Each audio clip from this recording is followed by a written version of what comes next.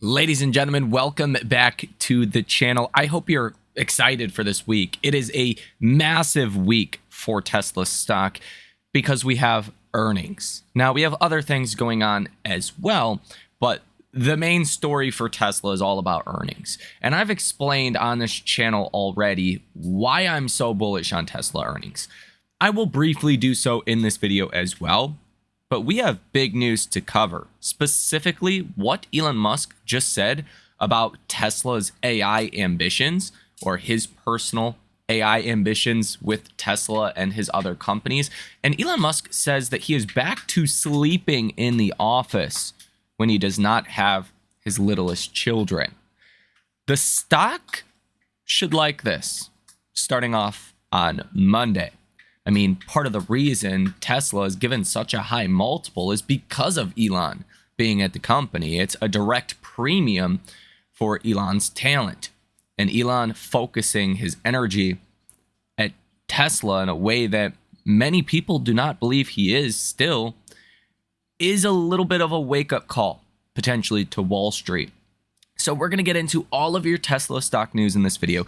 We're going to take a look at some of the trade headlines as well coming out today. I'll give you a broader overview of our markets also. Hit that like button and subscribe to the channel if you have not done so already. And keep in mind, any forward statements that I make is not financial advice. It is not a recommendation. I like to make bold claims, and I'm proud of that. If I'm right, I'm right. If I'm wrong, I'm wrong. It is your job to come to your own conclusions and invest your capital in a way that makes sense to you. Contact a financial advisor if you need help in that process. But with that said, let's get started. And we're going to start with your Tesla stock breaking news. Then we'll get into my expectations in a nutshell around earnings, why I'm so bullish. Yes, I'm biased. Tesla is my largest position in my portfolio. I do have a pre-earnings trade that I plan to hold to some degree into earnings. So I'm biased. I have position to the upside. Keep that in mind. If you guys want to see those trades and that positioning, link down below in the description of this video for the trading community. But let's really get started. Now let's start with a funny article here. It says a new 100-mile-per-hour electric scooter billed as a, quote, Tesla killer. They say, okay, guys, we have no idea how we should market our scooter, so let's just call it a Tesla killer, and the media will probably pick up on it. That's in quotes here from Sawyer Merritt. It says, quote, the new high-performance electric scooter is being marketed as a Tesla killer by the company. I'll just say, I have a Neo scooter. I have two of the KQI 300Xs here. They are a blast. I highly recommend that you get one. If you have a wife, get two of them. It can make great dates. Go to a city and ride around and go get food and all of this. But they're dangerous. They are dangerous as hell, okay? Unfortunately, the electric scooter market is never going to be, that substantial in my view, but they are very fun. Now, Tesla is offering a 0% APR financing to customers in the US who take delivery of a new Model 3 by September 30th and transfer FSD for free from their current Tesla to a new one. And here you can see a clip from the Optimus bot working at the Tesla diner, which is very exciting. I mean, just to get this thing out there doing some tasks looks good to me. And at this new Tesla diner, they are serving their sandwiches, burgers, and other things in these little Cybertruck boxes, which, again, is pretty cool. The Hollywood Diner and Supercharger officially opens to the public on July 21st. It will have 80 V4 supercharging stalls with two 45-foot LED movie screens. So, I mean, you want to go to, a drive-through like back in the good old days, this is the premier spot to do so in my view. You get one of these, looks like balcony tables up here. Man, you're in business. Now, Elon Musk on X said, quote, I resisted AI for too long, living in denial. Now it is game on. Tagged XAI, Tesla, and SpaceX. Okay. This shows two things to me. Obviously, Elon focusing on AI is a great thing for Tesla. Fantastic. I say that really because Wall Street is not pricing in or appreciating what Tesla is doing with AI. See, in the trading community, what I do, my proprietary strategy, if you will, the service that I provide to members, almost 100 members now, come join if you have not done so already, links down below in the description of this video, but is essentially go out into the marketplace and look at value discrepancies, right? Because in the stock market, we all kind of have the same information unless you're trading on insider information, which, you'll find some information every couple of years that maybe nobody else doesn't know about. But what I'm really doing is going out, finding stocks that are not being appreciated by the market. IONQ, I bought that at $7. Today it's in the 40s, 50s or so. Like this was like 8-9 months ago, maybe a year ago. That was one of the bigger ones that I hit a while back.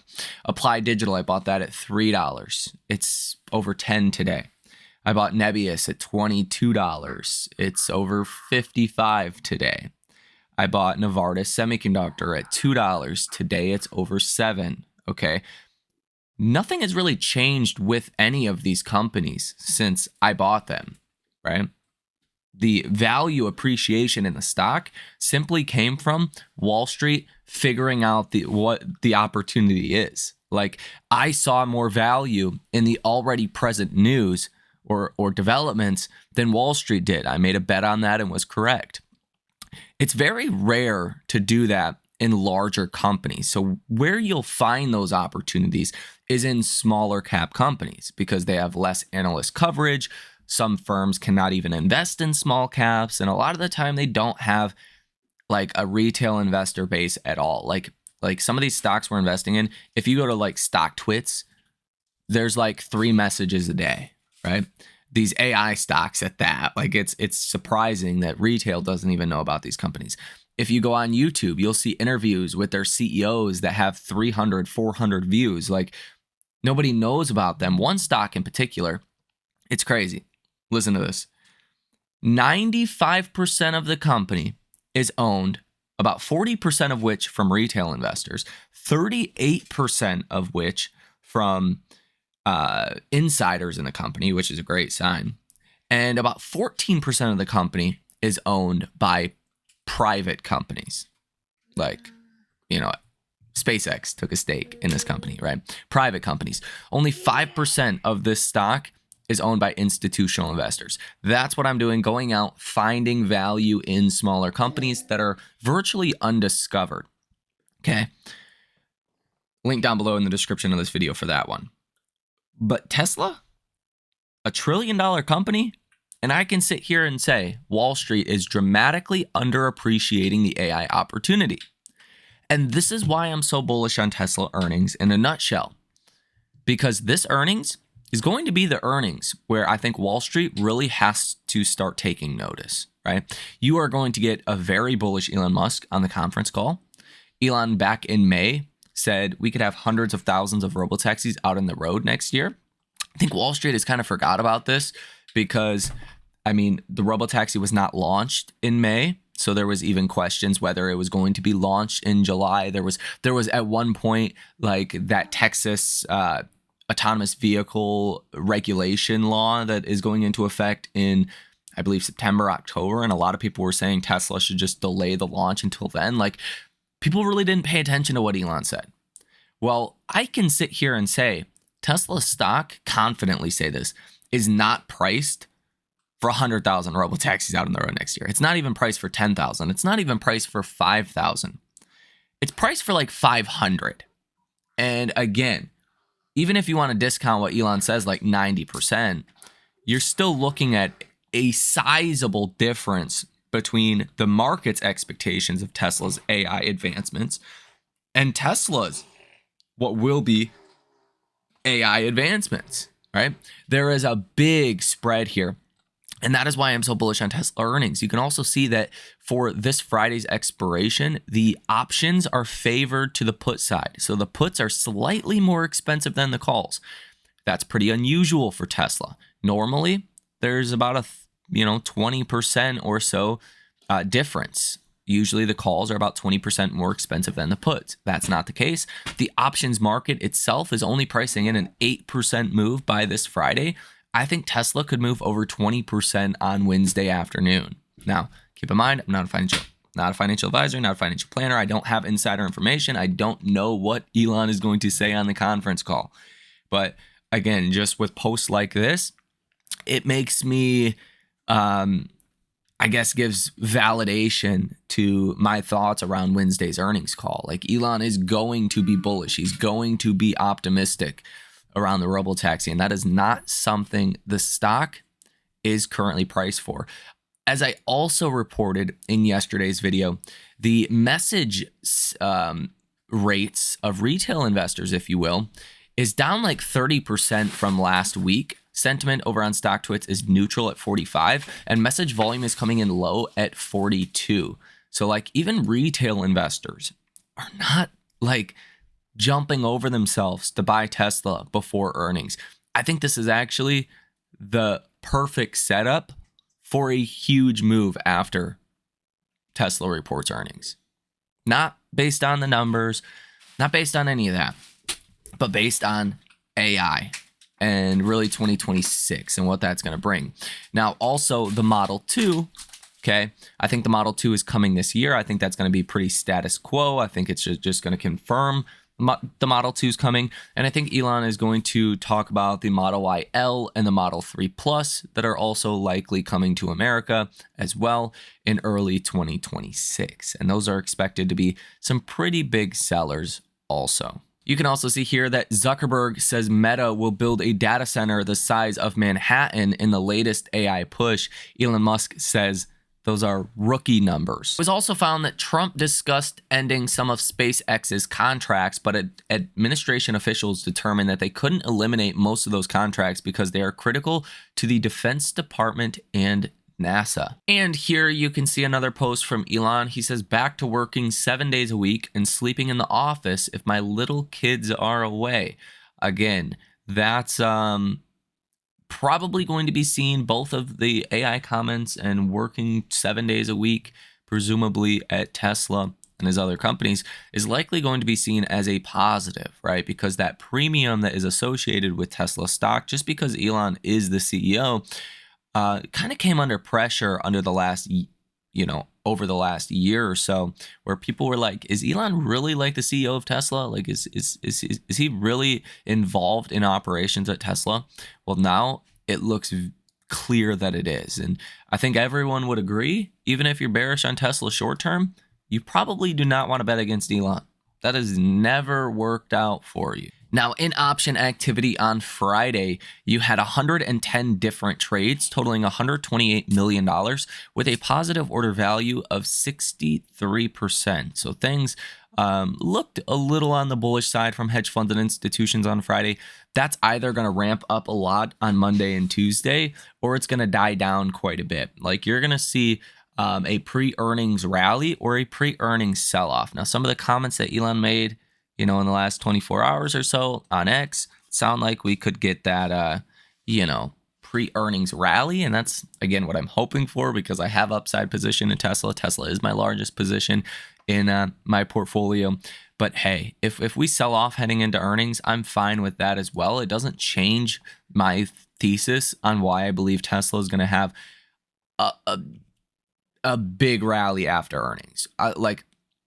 Something would have to go dramatically wrong on the earnings call, in my view, for Tesla to not go up a lot after earnings. The question I really have is how much. If the options market is pricing in 8%, typically stocks tend to move what is priced in. So 8% up could be in the cards, in my view. But again, I think we could get a much larger move than that, just because of how bearish people are, right? And people are going to flip-flop when they hear the conference call. Now, volume on Friday. Again, 46.03% calls, about 54% puts. So including retail investors, there was quite a bit of put buying activity from retail, which kind of aligns with the data that we see from StockTwits. If you're bearish on Tesla earnings like that, that's a tough pill to swallow for me. It doesn't make a whole lot of logical sense.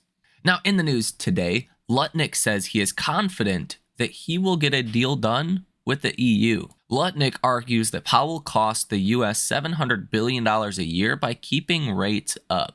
He also says that Powell has held interest rates up way too high. He says that mortgage rates are 2 points higher than they should be. Lutnick says that August 1st is a hard deadline for tariffs. He says he spoke with Europe trade officials this morning, and then again went on to say that he believes a deal will get done. Lutnick says that small countries to pay a baseline 10% tariff.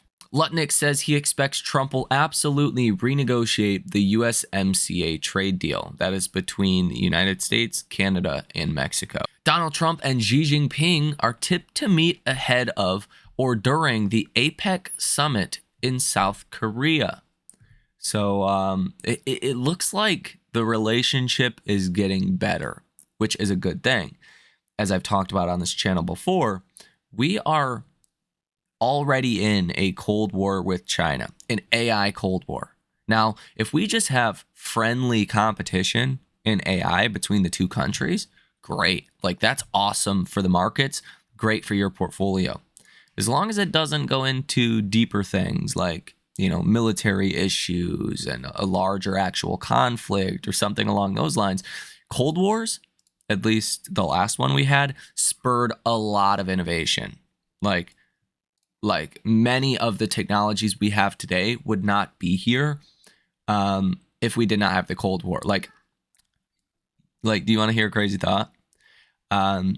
We may just now be getting smartphones if we never had the Cold War.